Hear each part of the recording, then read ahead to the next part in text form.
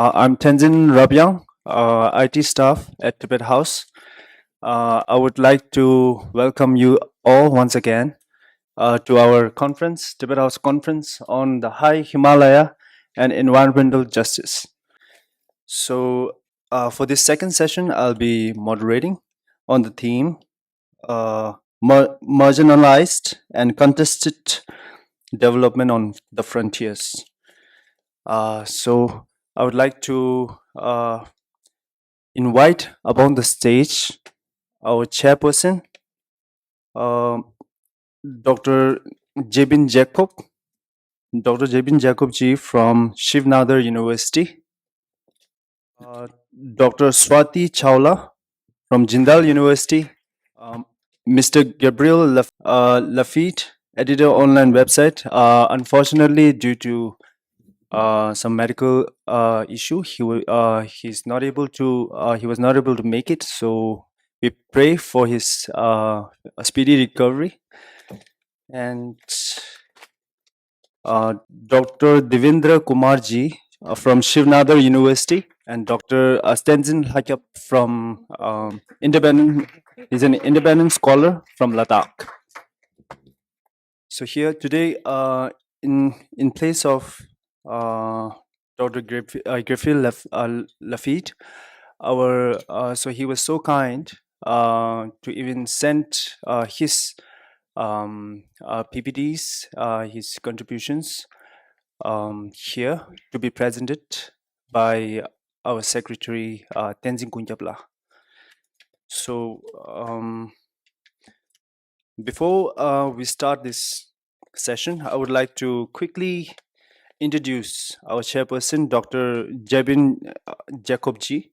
Dr. Jabin ji is an associate professor, Department of International Relations and Governance Studies, and director at Center for Himalayan Studies, Shiv Nadar University, Delhi, NCR.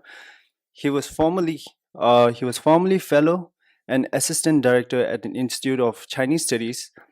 His research interests include Chinese domestic politics and Sino-Indian border areas, India and Chinese worldview. Sorry, may I repeat once again? His research interests include Chinese domestic politics, Sino-Indian border area, India and Chinese worldviews, and center-province relations in China. Dr. Jacob's latest publications include 2 co-edited special issues for the China Report Journal on the Communist Party of China's 100th anniversary, February and August 2022, and a co-edited volume titled How China Engages South Asia, Themes, Partners and Tools, Center for Social and Economic Progress 2023. So I would like to request our chairperson to please proceed the session. Thank you. Thank you. Thank you, everyone. I am conscious of time, but I must still thank the Tibet House and my colleague Kaveri for this invitation. And I want to say that I've enjoyed the first half already. But my responsibility as timekeeper means my responsibility as timekeeper means that I will say very little and instead keep threatening my fellow panelists on stage that they should finish. I've already given them 10 minutes, not 15 minutes, so that we can all leave with our, without feeling tired at the end of a session. So very quickly, I'm going to quickly sort of run through the bios of the speakers. Dr. Swati Chawla is an associate professor of the Jindal School of Liberal Arts and Humanities and holds various leadership roles, which I can't imagine are too pleasurable, given it's all administration, such as Director of the Postgraduate Diploma in Research and Innovation and Assistant Director for Center for Learning and Innovative Pedagogies. She's a historian of modern South Asia and the Himalayas. And she just pointed out to me that all the people on stage have actually written for the Center for Himalayan Studies, which I am privileged to be the director of. So my colleague from the SNU, Dr. Devendra Kumar, is an associate fellow at the Center for Himalayan Studies, and his research area is carbon management in ethnic minority regions, socioeconomic programs, and border counties. He's finished his PhD from the University of Hyderabad, and I would say is a rising star of the field of China studies in India. Dr. Stanzin just finished his PhD from the CPOD, what we JNUites call CPOD, Center for International Politics, Organization and Diplomacy in the School of International Studies in JNU. His research interests are focused on international security, critical security studies, Indian foreign policy. And let me also say that, which is not mentioned here, he's also a poet.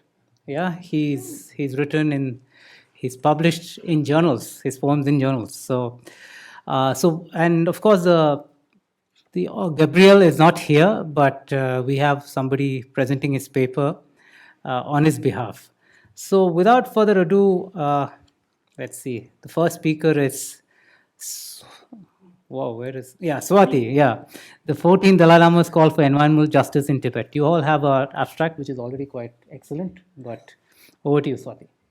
Thank you. And on the question of abstract, my apologies. I couldn't send an abstract. I had instead sent Kaveri some sort of an early draft of the paper. So you actually don't even have to listen to me. It's all there. And thank you. Why I give it 10 minutes. Yeah, okay. Thank you, Kaveri and the Tibet House for inviting me. And thank you, Jabin, for chairing. I have started my timer, so I will stick to 10 minutes. So this actually was an article I was writing, which was partly a literature review. I was looking at the cross-pollination of scholarship about environmental rights, human rights, and religious rights. And as I started reading, I sort of thought back on the two famous proposals of His Holiness, the 5-point peace plan in 87 and the Strasbourg proposal of 88. And I sort of went back to them through the lens of this new scholarship, and then also started reading about what the International Campaign of Tibet has been saying on the issue of the rights of nomads.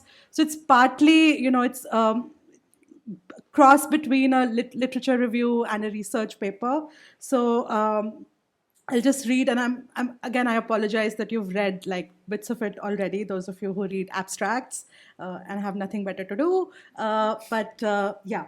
So Tibet, often referred to as the world's third pole, which is a term that glaciologists use for the Hindu Kush Himalayas and the Tibetan Plateau, as we know, holds the key to crucial river systems sustaining over a quarter of the world's population. These include the Brahmaputra, Indus, Karnali, and Kosi rivers, which sustain parts of northern and eastern India. The Dalai Lama has highlighted Tibet's importance to these ecosystems in his political statements as the leader of the Tibetan government in exile, a position he relinquished in 2011. His proposals for Tibet thus transcend narrow regional interests and frame the high plateau as a potential ecological sanctuary for all humankind.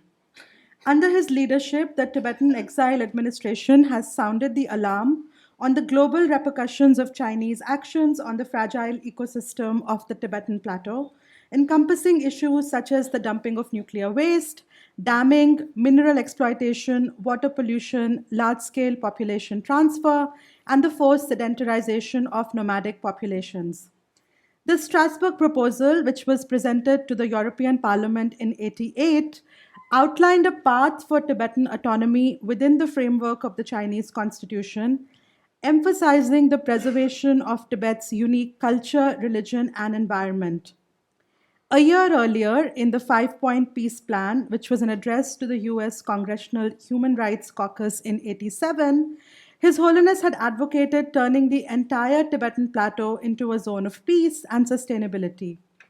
These ideas about the management of Tibet's natural resources are informed, as many of us in this room know, by principles of nonviolence and interdependence, and His Holiness has often credited Indian philosophical and political traditions for introducing them and for maintaining their relevance in the contemporary world, particularly in the anti-colonial struggle under the stewardship of Mahatma Gandhi.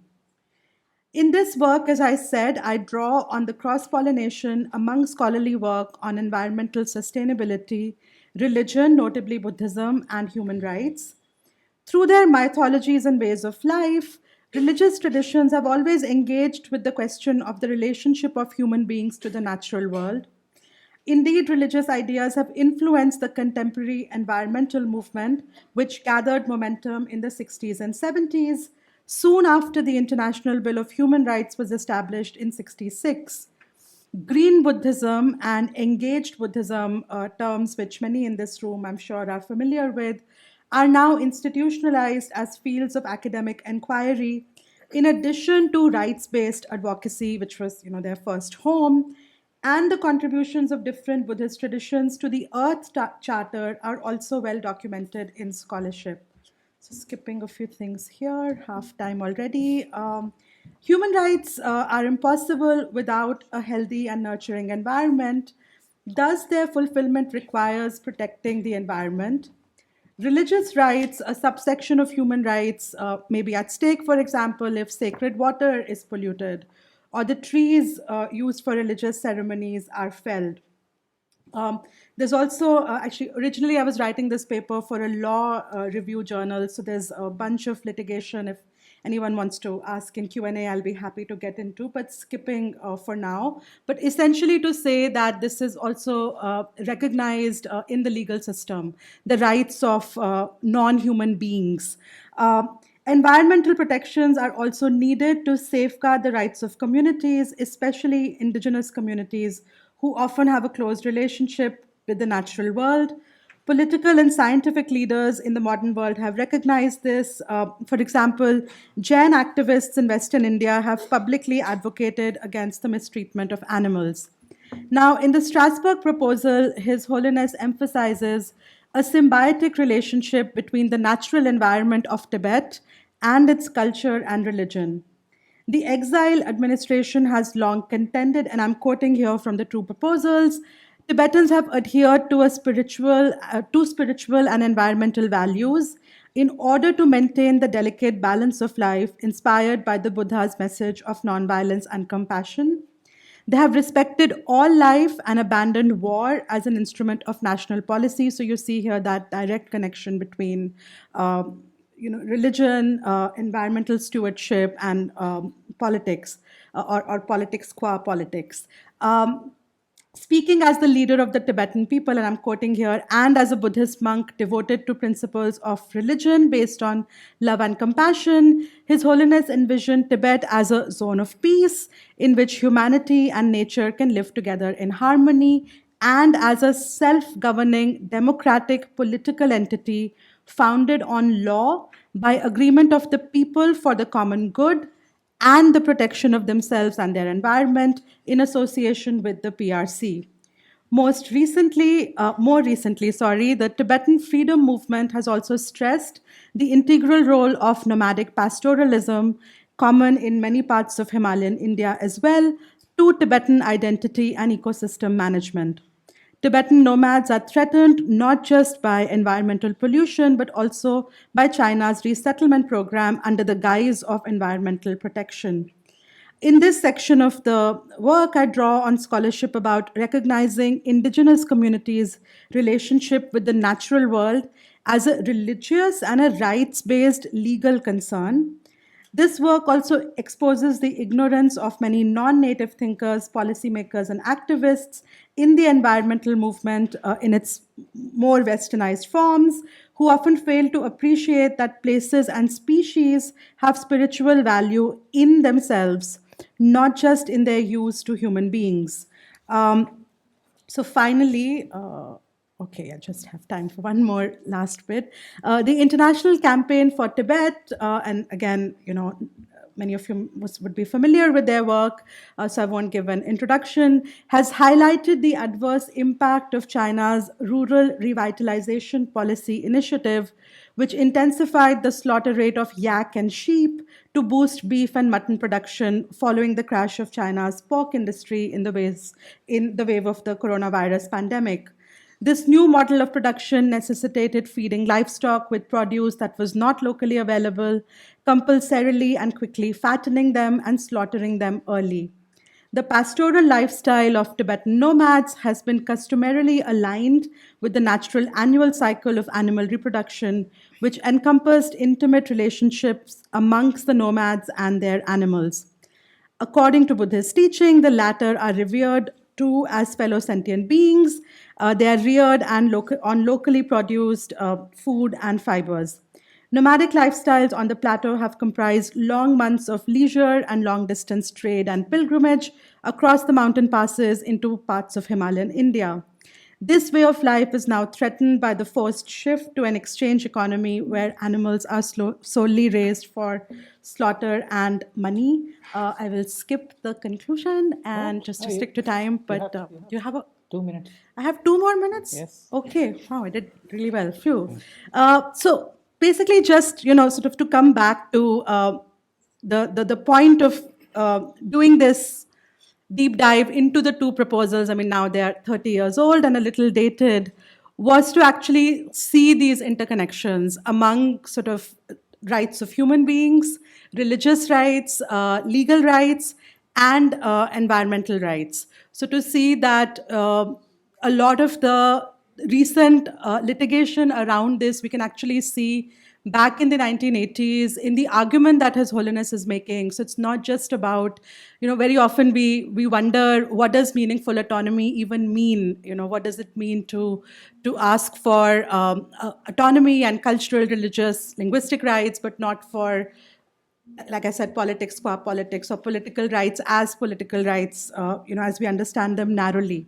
So this was just sort of trying to open this up and dive into, like I said, the scholarship on this cross-pollination among the 3 and understand it better.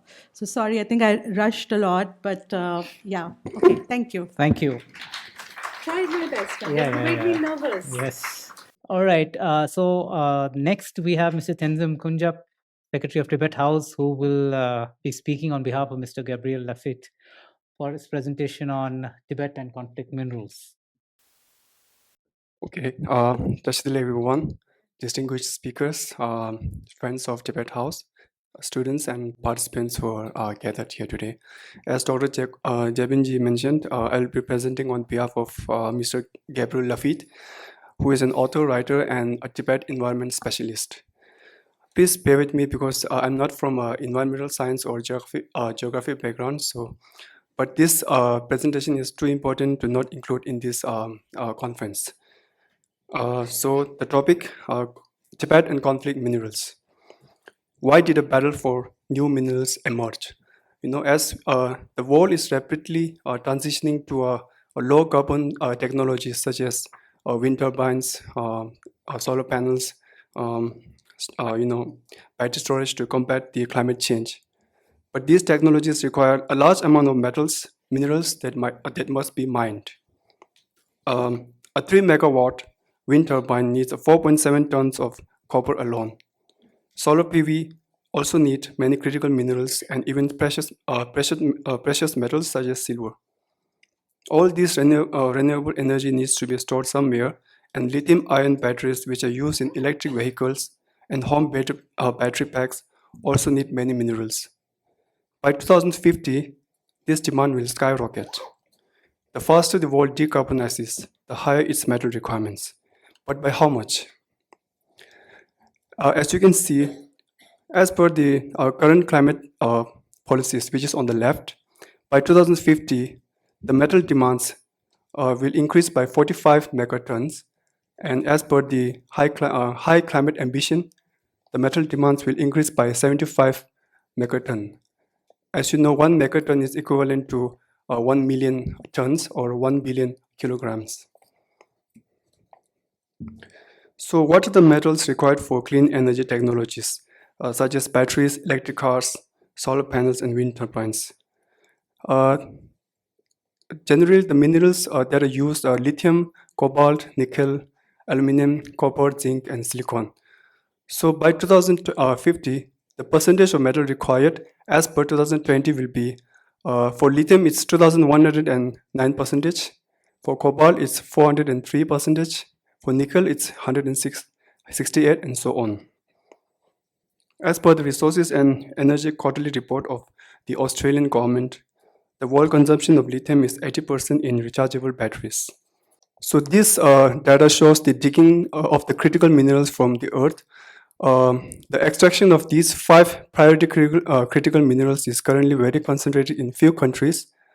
Crude oil in USA, graphite in China, rare earth elements in China, nickel in Indonesia, lithium in Australia, and cobalt in Congo.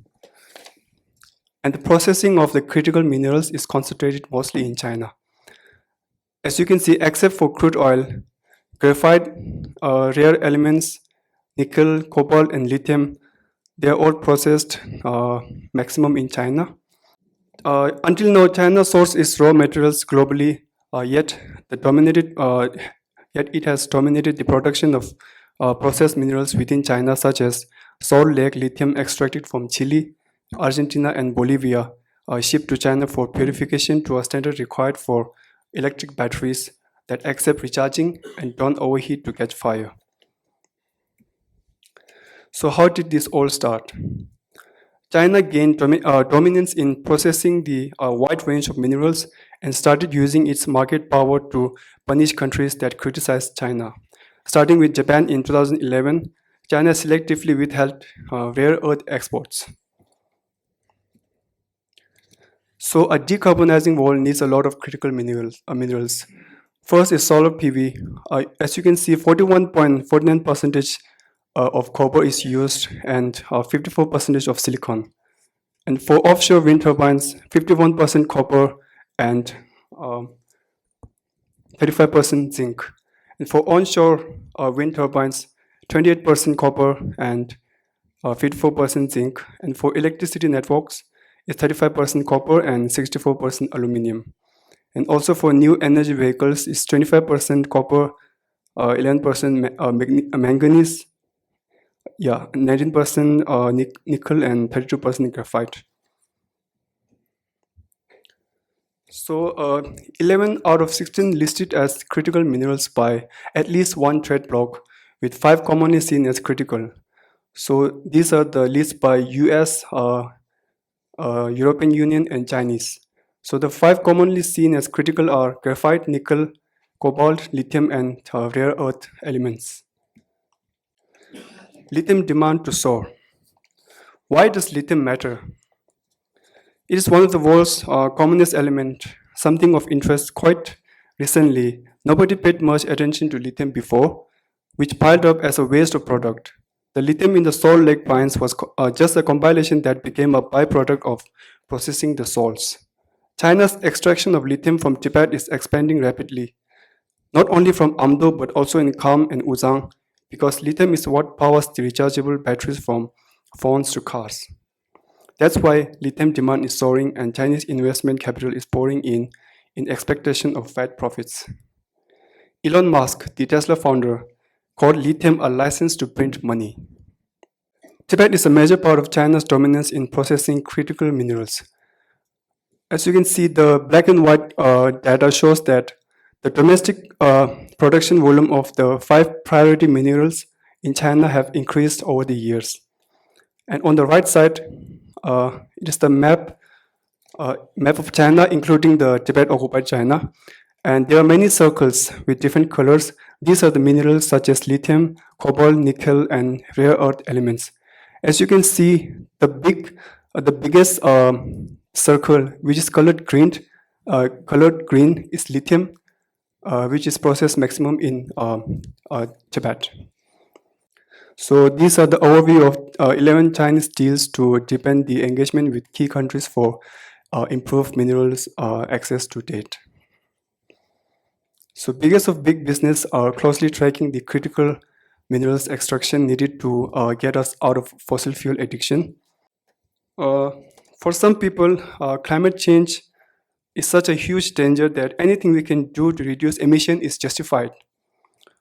If that means lithium batteries powering the electric cars instead of petrol and diesel combustion car, then that's good, right? End of story. Gradually, the warnings from security ministries and military supplies grew and into the current push to rebuild the mines processing plants and minerals purifiers in the wealthier countries, and reduce the dependence on China. This is called de-risking. Critics of these expensive new policies call it deglobalization or decoupling. China in turn feels threatened by Western efforts to deglobalize. So China ensures it can always get its lithium onshore from places under its total control in Tibet. The consequence for Tibet could be extreme, and for the billions of people downstream who rely on the clean water flowing freely on Tibet. Underlying all this is a simplistic assumption that carbon is bad, lithium is good. There's always a tech solution. But the so-called green energy tech, not only electric cars but wind power, solar power, hydropower, all add up to an enormous increase in mining. The mining industry knows this and is celebrating.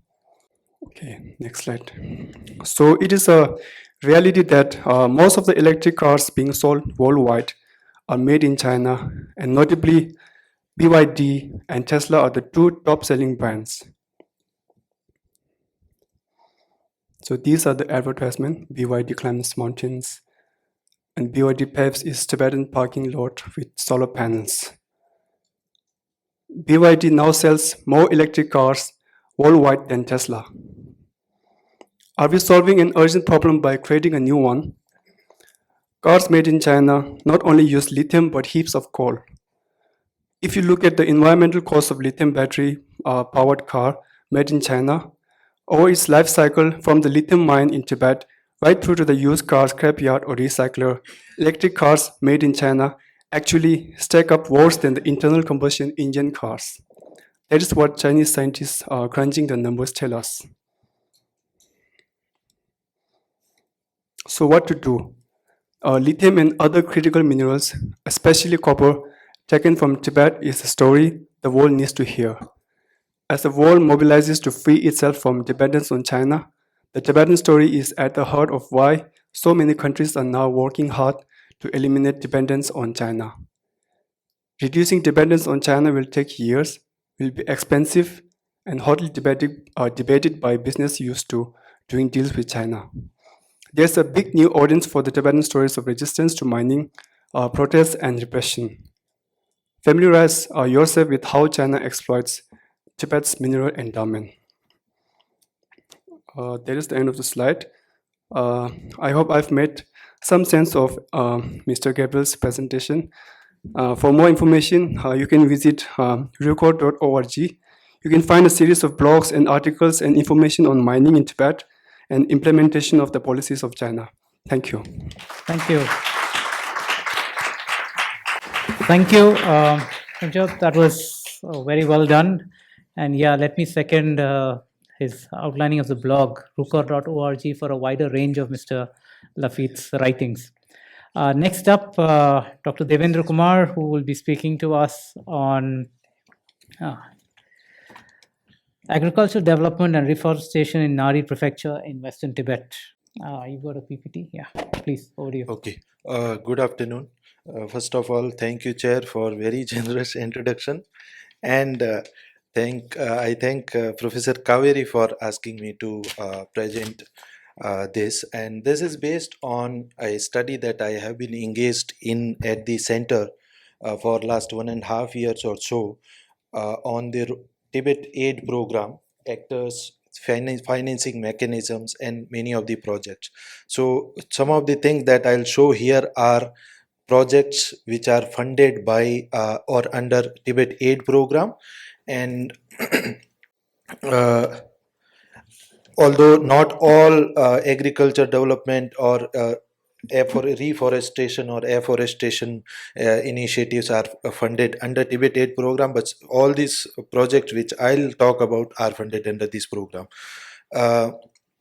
Now I have one more clarification here. That's reforestation or afforestation, but I'll talk about the more ecological conservation program. There are 4 categories which I'll come back later.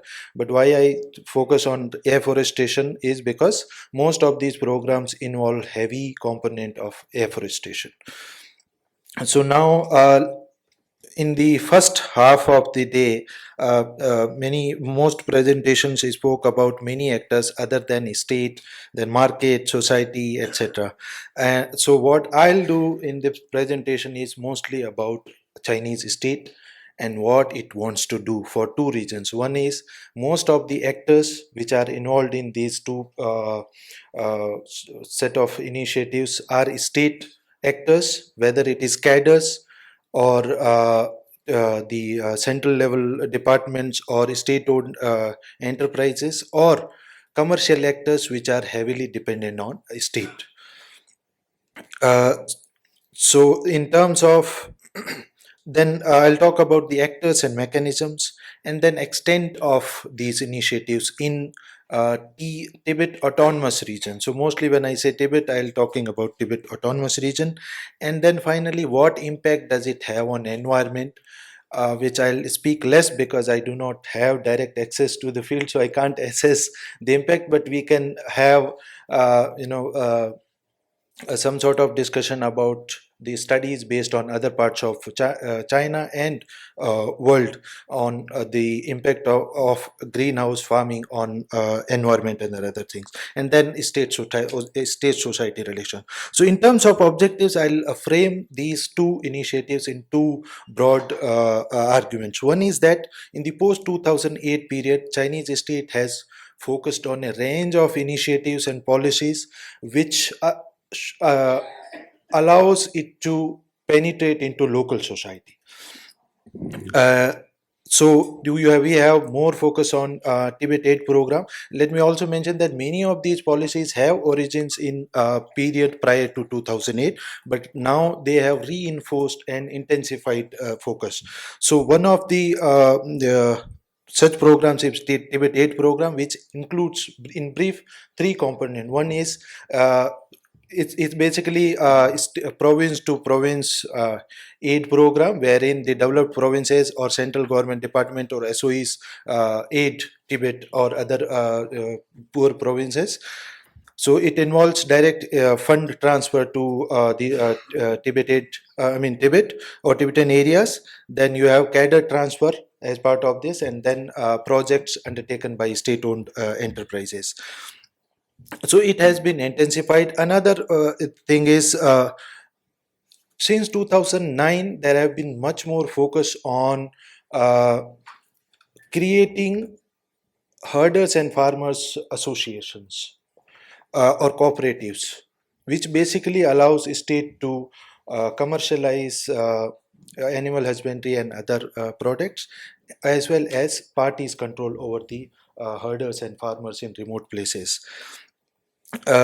Then another or state objective which actually underlie this these two particular initiatives is that since late 80s onwards there has been a steady rise in Han population in certain pockets, and I'll give you some examples. For example, Gar County, which I'll talk about, has officially has some 10 to 30% range of Han population overall, but there is also additional population which is not counted in census, which is floating population, migrants and other people. Then the PLA and other security forces are also not counted in census. So in many pockets, not only in Gar, but you have Nailam, Tingri, then Pai and other urban places in Tibet Autonomous Region, Han population is rising. So the need for diversified food basket is increasing, because earlier we have only limited set of vegetables because the dietary habits are different in this region. So with the rise of Han population, they need more diverse vegetables and other things, which earlier they used to source from Kashgar or Lhasa or farther away from China. So now let me come back to the greenhouse farming, where it originated. It actually started in early 2000s in Painang County in Shigatse Prefecture, and it took almost more than a decade to take shape as a broad, a bigger project. And here we have Tibet aid cadres playing a big role. Uh, they, for example, in Painang County, the Tibet aid cadres from Santung, because Santung is one of the areas where even the greenhouse farming is practiced at large scale, and according to many reports, China is producing around 60%. I mean, China contribute 60% of total greenhouse farming across the world. So these cadres from Shantung province, which they came to aid, as part of aid project in Shigatse in Painang County, they started this project.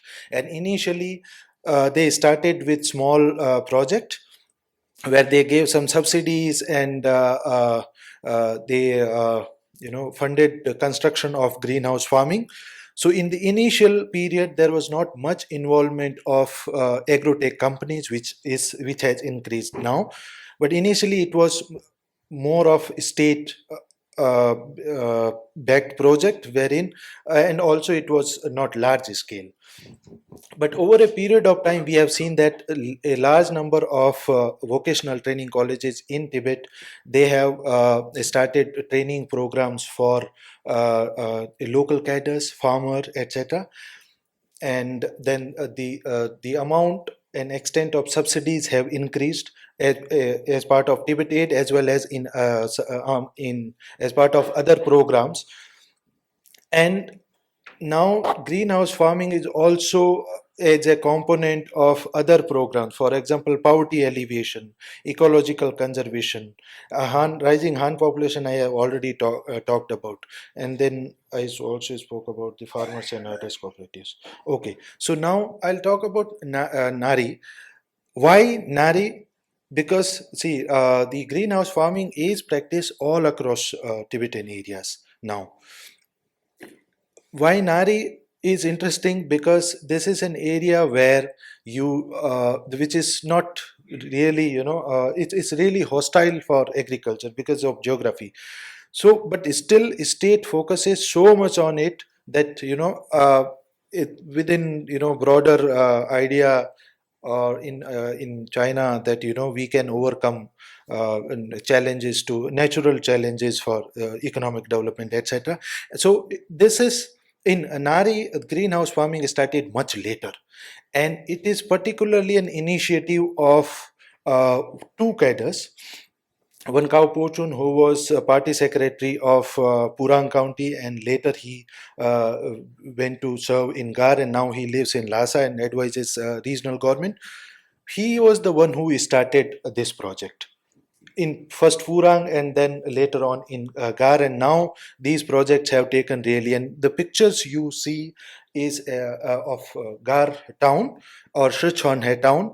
The first you see these three dots which I have put to show the location of the greenhouse farming tents, and then you see a zoomed out picture of how these greenhouse tents are arranged, and you see almost every town in Tibet Autonomous Region has these tents. Lhasa and other towns, they had earlier, this greenhouse farming started earlier there in 50s on 59 afterwards, because of the need for PLA's food and etc.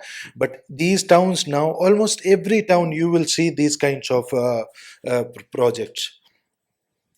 Now, how these projects are governed is also tells about the way, the role of state and the role of local farmers, Tibetan farmers, etc.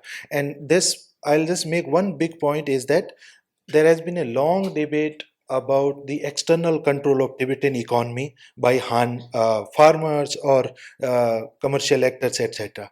And so when we talk about, when we look at the governance of these projects, we have to think about this external control of Tibetan economy. So there are many models, 3 or 4 models of how these projects are governed. Where there's one model where party cell is the most important actor, then there is a commercial actor, agrotech company, and then farmers group is there, who are basically laborers plus some people who work there and then take share of. Just 1 minute. And then there are technicians and other people who are actually brought in from other parts of China to work there as part of reconstructing these tents, as well as uh, officially it's called training of local farmers, etc. Now there are two just examples of two projects. One is Purang, this project, and then you have Gar County or Sichuan Head Town, which and then I just want to mention that, because there's no time, but this greenhouse projects are really are becoming really significant in provincial economic planning. And even 14th 5-year plan, national 14th 5-year plan also has two industrial parks, agricultural industrial park, which are actually which involves greenhouse farming. Now, I'll just briefly say about ecological conservation projects. There are 4 categories of ecological conservation here. One is for ecological balance, and key policy is to establish more protected areas. For example, Nari Sichuan National Wetland Park, Changtang National Nature Reserve, and other prefecture level reserve areas. Then you have afforestation projects in 7 major river basins in Tibet Autonomous Region, and this is one of the biggest projects, which actually is, if you consider the amount of investment, it only comes after the Sichuan Tibet Railway. And then you have projects which are broadly can be categorized as to prevent desertification and sand control. And then there are projects which focus heavily on afforestation to create shelter belts. And the pictures you see is actually a program being conducted by Tibet Aid team from Shanxi in Gar County. So it's just outside Gar County on National Highway 219. So thank you. I'll stop here. I hope I made sense. Thank you. Thank you, Devendra. It's always good to leave them wanting more, right? Other than tiring anyone. All right. So over to you, Stanzin. Next. Tashidilek, and very good afternoon to all. Thank you, Jabin, for the introduction and giving me the chance to speak here. And I would like to especially thank Tibet House, Venerable Gabriele, who approached me, and I also asked if I can also present, and she graciously, consented to give me this opportunity. And the title of my presentation is Drilling Mountains and Connecting Frontiers, Rising Infrastructure of Insecurity in Ladakh. So, as a student of international relations and security studies, I would like to problematize this, understanding of issues in Ladakh from the security perspective, right? So, when I say infrastructure of insecurity, so I would define it as a paradox of insecurity in security. So, what is insecurity in insecurity? So, from the theoretical perspective, there's a departure, from the traditional understanding of security, which is mostly state-centric, right? We talk about military, we talk about defense security, right? So now there has been a departure from that, and the discourse has also has moved to broadening and deepening of the security aspects. Now, what is broadening? So broadening means the area of security. We talk about environmental security, we talk about food security, and we talk about economic security, right? And then there's another aspect which is deepening. So deepening of security means, so state is no more the reference object for security. So we ask questions like security for whom, right? So the narrative has now moved from security for the state, right, to different communities, different marginalized communities, to different, and until to the level of individual. So here, the critical security studies comes into play to understand the larger narrative of what is security.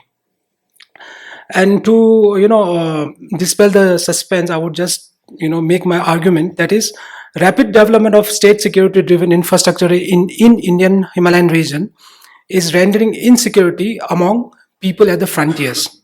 So this is the underlying argument.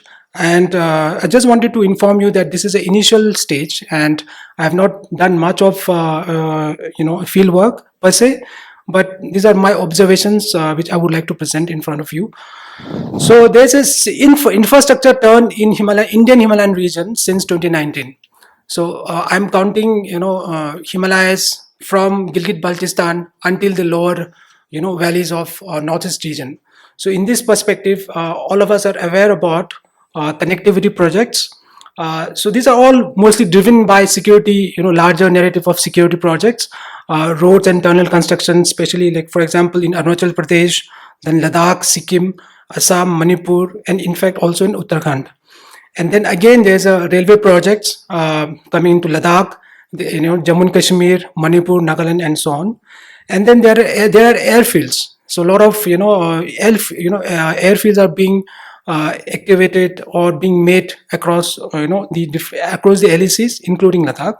And then there is a ropeway project which is called Parvatmala project, which is to sort of say last mile connectivity for people to commute using ropeways. And the next is hydropower projects.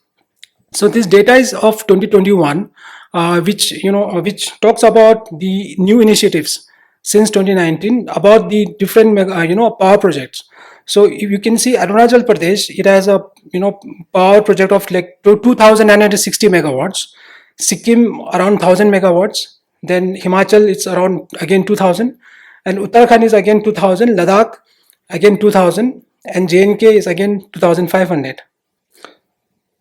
So now this is now coming to the Ladakh.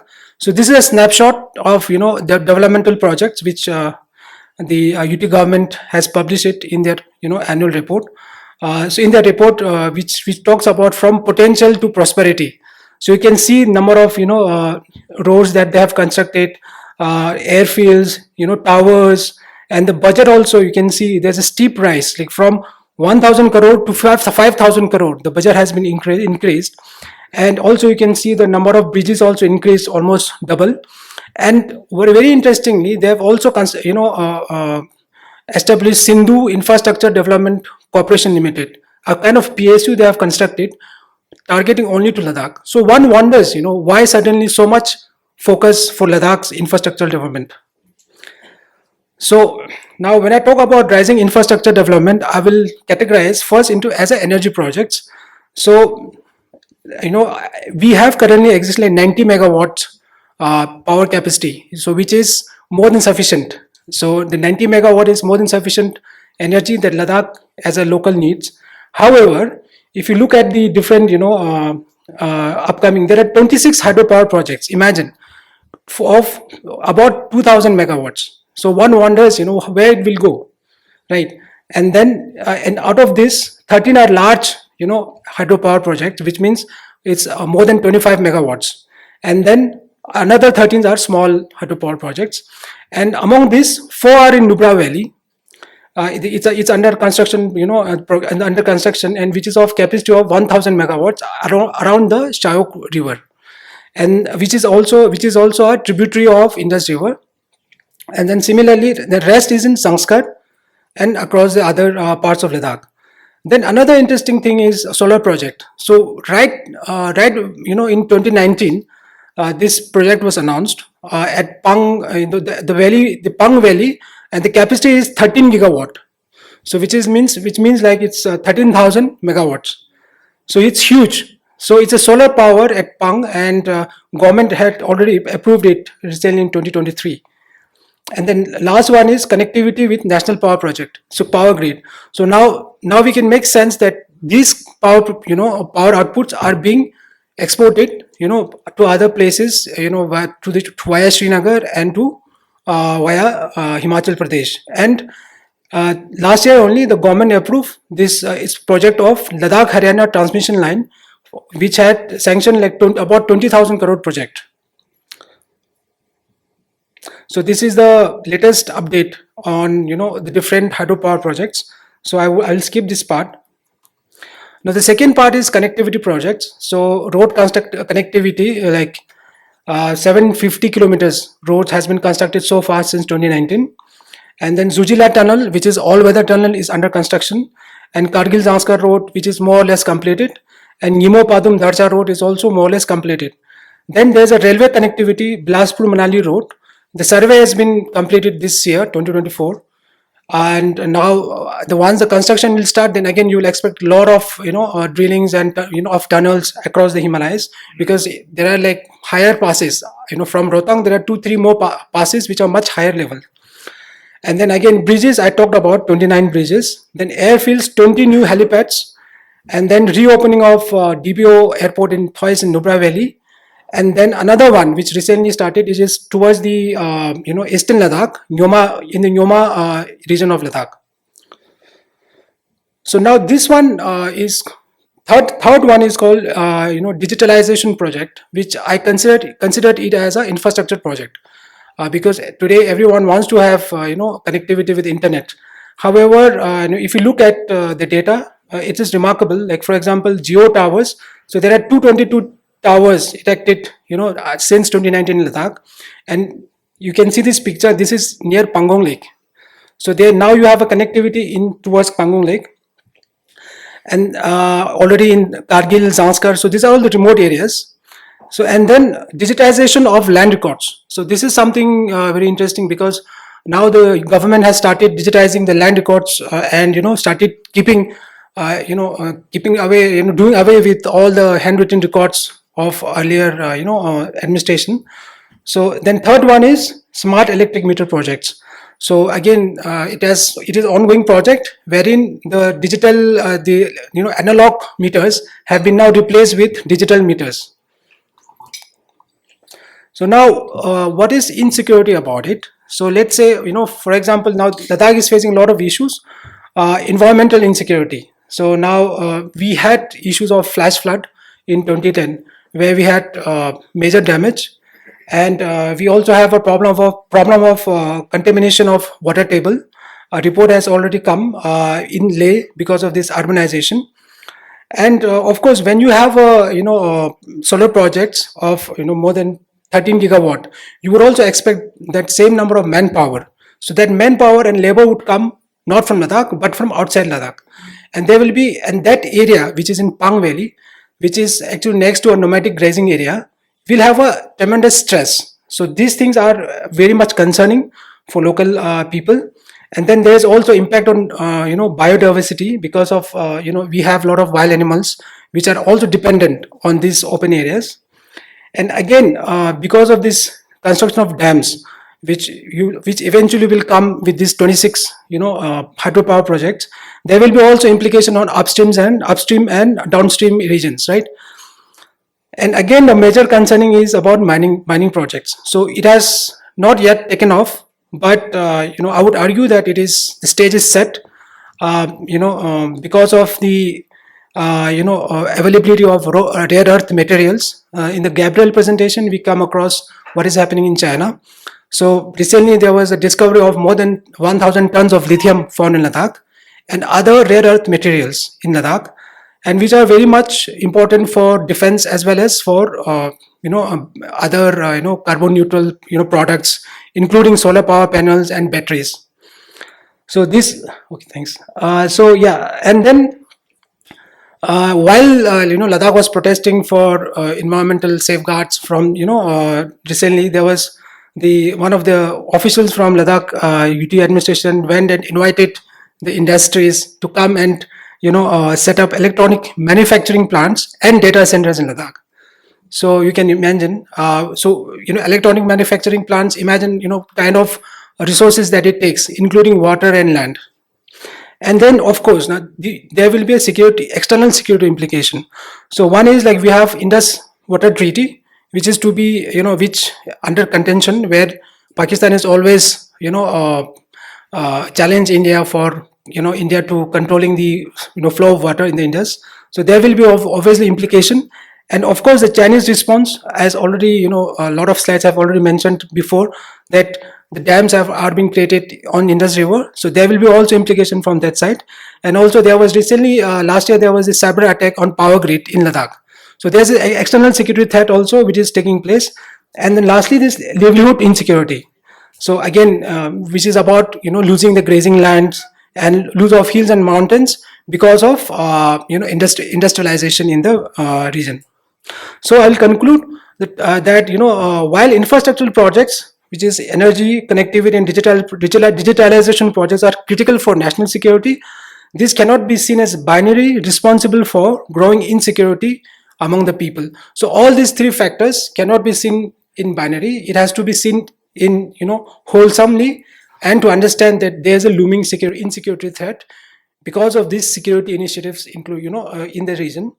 And then obviously local solutions should and practices should be propagated against the disproportionate development projects, and the role of locals in including decision making, and hence the case for sixth schedule safeguard for Ladakh. Yeah, thank you so much. Thank you, Stanzin. All right, so let me make absolutely sure that I've earned my lunch by giving you maybe 2 minutes of my own thoughts on the presentations. Let me begin by a couple of remarks that struck me from the Venerable Geshe Dorji Tandula's remarks in the morning.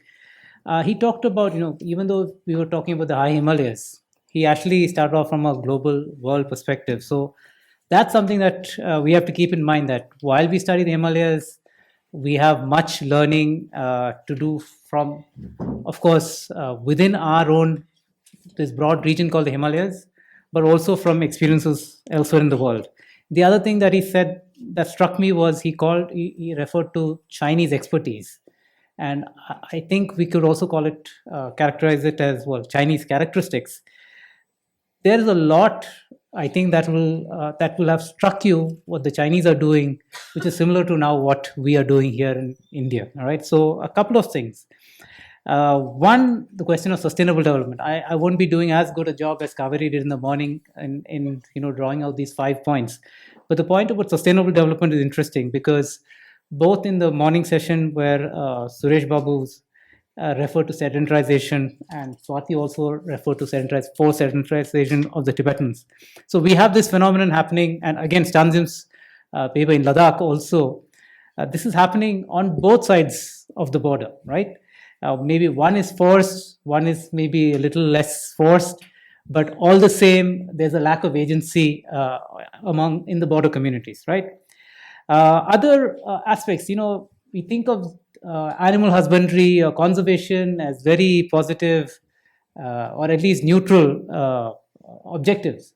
But that is not the case necessarily when we remove agency from the communities that are actually involved in the process.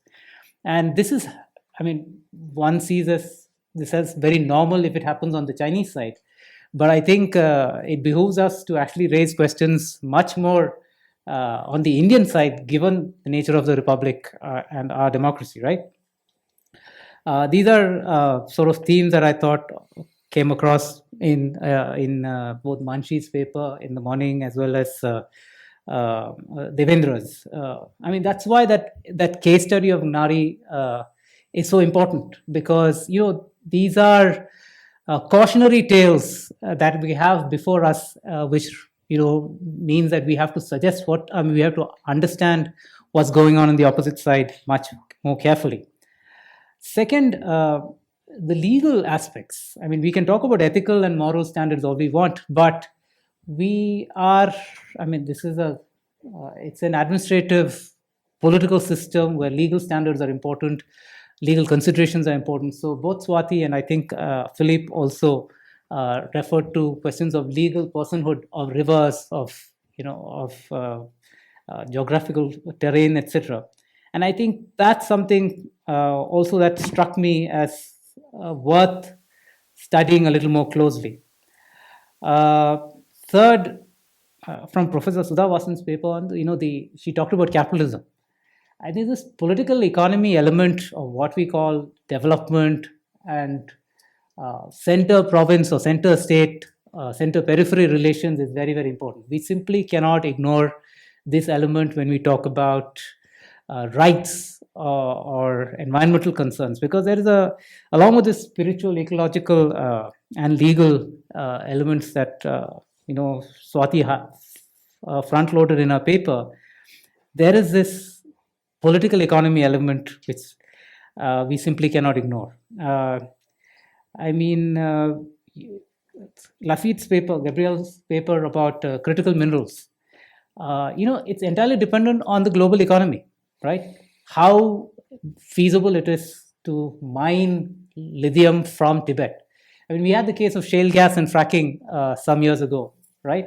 So it's all connected to the global capitalist enterprise. So, I mean, I don't want to sound like a Marxist or an activist, in these matters, but these are questions that we, all academics as well as all citizens, need to be aware of. The kind of issues that Devendra brought out in his paper, why the Chinese are building these greenhouse farms, the fact of food security, these are big issues. These are seen as absolute positives. But there is, I think it came through in Manshi's paper, about how there's first of all a destruction of local ways and then the imposition of other ways, and then sort of shifting the responsibility from central government, big tickets, mega dams, central government projects, for the local, or destruction at the local level, and say that these are global issues, climate change issues, and so on. So I think that's also something that's important for us to consider. Agrotech companies that Devendra referred to, I think these are now becoming big also in India. These are already at a global scale in China, but this is the next step also in India, right? Finally, securitization, I think, or what I would actually call more as state consolidation. So, the whole business of digitalization of records, etc., this has come after a long time, what Stanzin referred to, the digitalization of records in the border areas has come after a long time of efforts from local communities. But this has now become a national project in which it's also about securing data about your citizens, which can be put to multiple different uses, right? So it's not just about the military. Security is much more about also your individual data, your individual rights, also that come into play here. So these are some of the broad themes that occur to me, not just from these presentations, but also from the presentations in the morning. All right, so we started about 45 minutes late, and I am hoping that we saved about 20 minutes, and so we still have about 20 minutes of questions. So if anybody has questions, or yes, right at the back. So just can you wait for the mic? I think it's also being recorded. So I would like to ask questions in three different peripheries. Okay. The first benchmark would be, because I'm working one of the classified research which is going on in Uttarakhand right now. We're trying to work on philosophy of could you just speak a little louder, please? Yeah, we are working on the philosophy of Sun Tzu, flowing like a water. And there are certain designs which have been discussed on classified basis, like flowing. We are not trying to disturb the water movement. We're just trying to follow up the pattern, how exactly it's going to move around the mountain. And while there is a gap of 6 months where the entire size of the river in which the water flows during rainy season, it's around 200 meters, and then it goes squeezed up to 50 meters only. We have suggested certain things like reconstructions as well, reconstructions of other designs which could be fixed up around left and right side of the river to build up regenerative electricity with smaller designs, not the bigger ones, because what we are doing right now is trying to emulate all the designs which have been done before First World War. Majority of this research was done by German scholars who were literally running left and right towards America and other places for better pennies up in their pockets, like most of the scholars in India do. So what I was suggesting is it possible You've got that... a bunch of scholars sitting here, so don't make generalizations I'm about just saying, scholars. I've seen a lot of scholars trying to write letters, or trying to trying to support lithium and other chemical-based components, which you say like it's eco-friendly, that it is not true. I can give you a large chunk of people, those who have died while opening the lithium batteries after it has perished. I can give you a large chunk of people, those who have got cancer, they are sitting in Karol Bagh. I can give you thousands of shops over there. Okay. It has been recycled, it regenerates as well. There is a research going on in India as well on third kind of a battery, better than Elon Musk. You might have heard about it. Salt and water battery. Have you ever heard about it? Ancient mythology, Vedic civilization. It gets in our body as well. When we have a trouble with gastronomy, it fixes our system. So saltwater battery has also been researched. It's been done by some Norwegian guy who was reading documents of Sanskrit, and he got the idea. He started working on battery of salt water. What combinations he's mixing, I don't know, but that's more eco-friendly, just like steam engines. Third request I would like to know about is, have you heard about NDRF, SDRF kind of a disaster relief structures that we can build up? When we are building up these giant structures, especially in those areas where population density is more than 10,000 per square kilometer size. Is it possible? Because we don't have any policy across the world when it comes to NDRF and SDRF, starting from 500 meters height to 7,500 meters height. Right now we have 3,800 meters water dam. It has already been criticized. I think the critical part of that dam will come somewhere around 49 years. If we have a seismic effect of 8, definitely we're going to have a major crack in the butt of that dam. Do we have any suggestions about it? Any research paper on NDRF and SDRF? All right, thank you. I think Gabriele should have been here to be able to answer all of those questions. But broadly, I think I'm with you. I mean, I don't think anybody here is an expert, so I think we are all with you on the size of, at least on the question of dams, that big dams don't help. And this is really, again, a political economy project that the bigger, the more money there is. Claude mentioned this in the morning in his presentation, so there's that. Elon Musk isn't here either, so we just can't, we don't have an answer to that. The NDRF, SDRF, I mean, I think we are still new to this exercise. The policy is still evolving, it's growing. So I think the more we can learn from others, the better. But I suspect maybe one area where India and China can cooperate or will have to cooperate essentially is in disaster management, because both economies are creating situations where these disasters will likely become more frequent in the border areas, border ecologies, right? Right, thank you. Yes, please. I'm Ateek Bansal. I want to know, the growing population needs vast resources, and as we can see, dams are being made, so many things are being made. So anything we can do to control the population in a way so that the less human needs can be, that will, make the less use of all these resources. And secondly, I have heard somewhere that now the glass buildings are being made, and due to the glass buildings, the extreme, we can see the extreme temperature. And on that engineering, we can make new policies or work on that instead of the glass buildings, we should be using the new technology or the previous technologies that we were using in making the buildings. Thank you. Hello. First, I want to say thank you to all of the excellent presenters today. This has been very profound and enlightening. I do not have a question, I have a comment. And my comment is unique, but I think it's tangent to our topic. That we speak of personhood in the natural environment being the womb of humanity.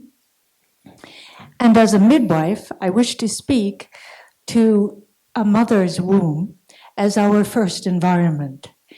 And that from my experience in Kham region of Tibet and Amdo, that the infant mortality and the maternal mortality has been skyrocketing.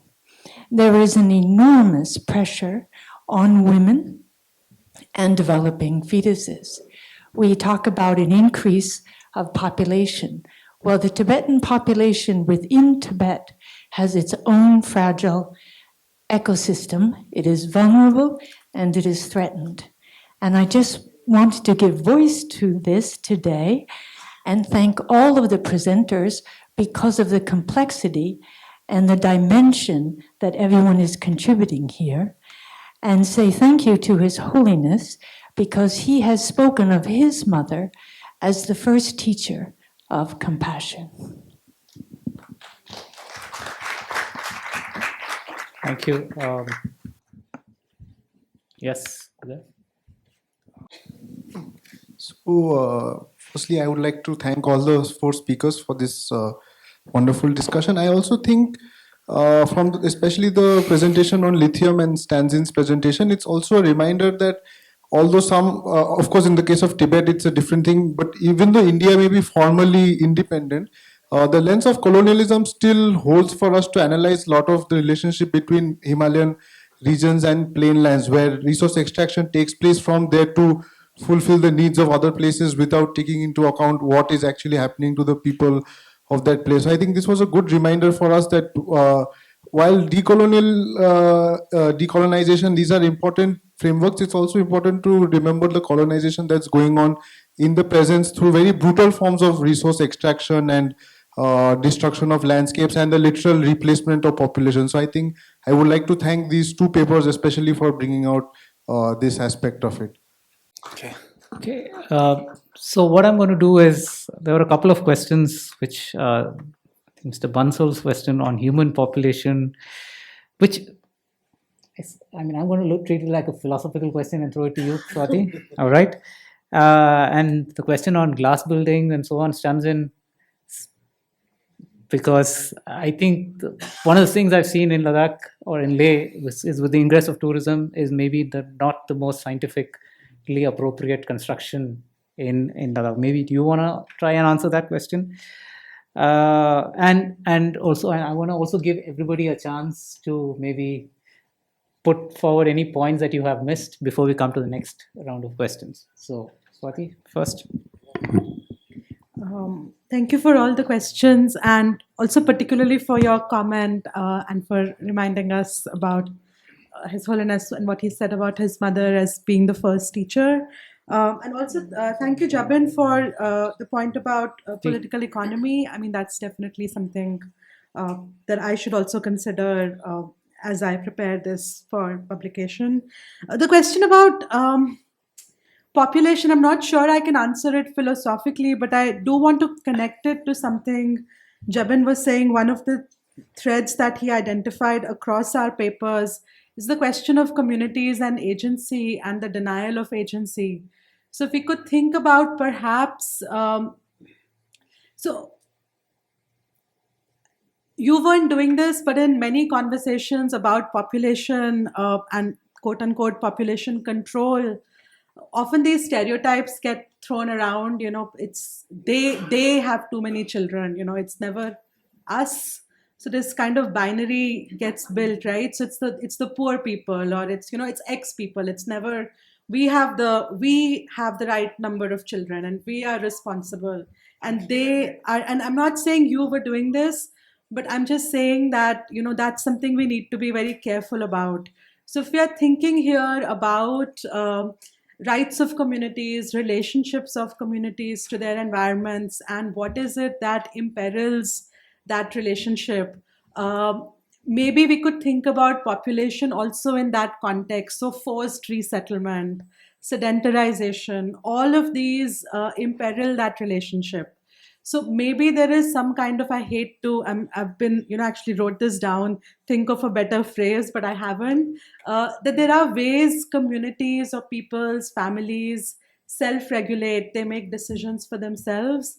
And maybe we need to trust that and not sort of, and I know this is not directly addressing your question, but that would be sort of my response, which is an inadequate response, I understand. But sorry. So yeah, I think I'll leave it at that. And I think also maybe this ties in with what you were saying about the pressures on women's bodies. And again, maybe going back to this point about agency, so agency over over bodies, reproductive autonomy, like that's the direction I would go. And I understand that that's not maybe an adequate response. But Jabin, do you want to add something? No, thanks. Sorry to put you under pressure. No. Okay, just one point. When we are talking about state's role in peripheries, etc., we first have to differentiate between understanding what's happening and then what we can do as citizens or etc.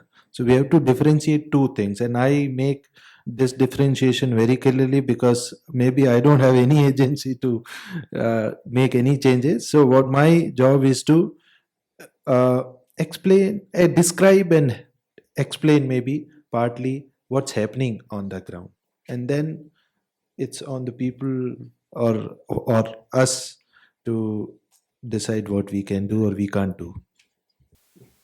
Stanzin? Yeah.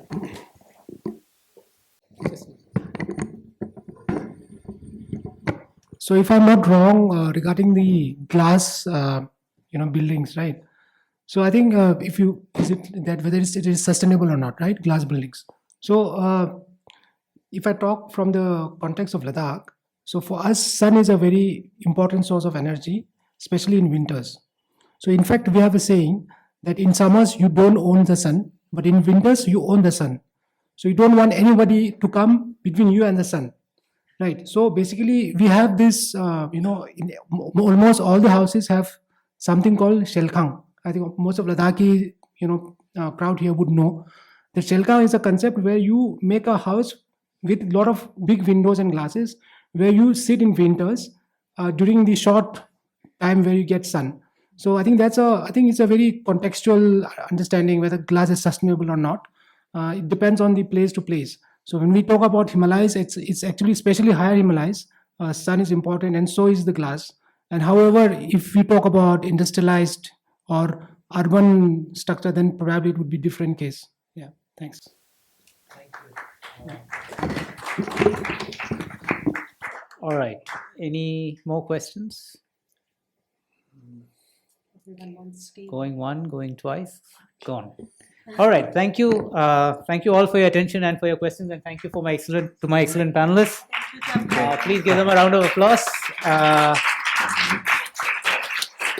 All right. And now I think everybody's earned their tea as well. Thank you. Okay. Thank you so much, all the speakers, for your very insightful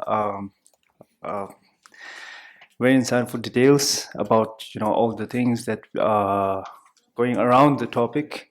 And also thank you so much to our chair, Dr.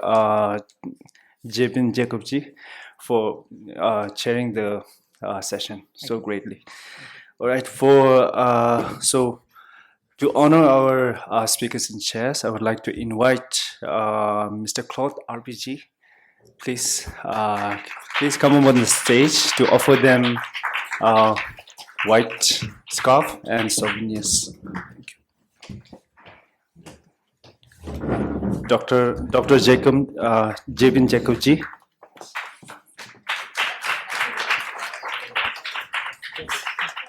It's not French Revolution, they remove the G and the N.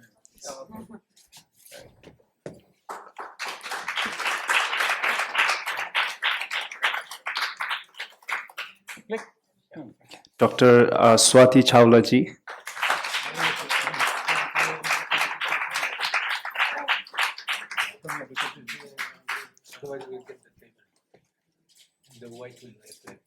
Thank you. Dr. Devendra Kumar ji.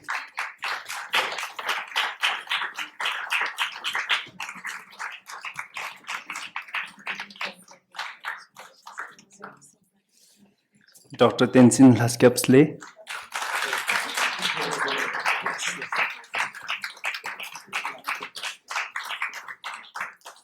And I would like to request our Secretary, Tibet House, Tenzin Kunkyap, to receive the scarf and souvenir on behalf of Dr. Gabriele. Gabriele. Good job, right? Not easy. And best wishes to Gabriele. Should we hold up the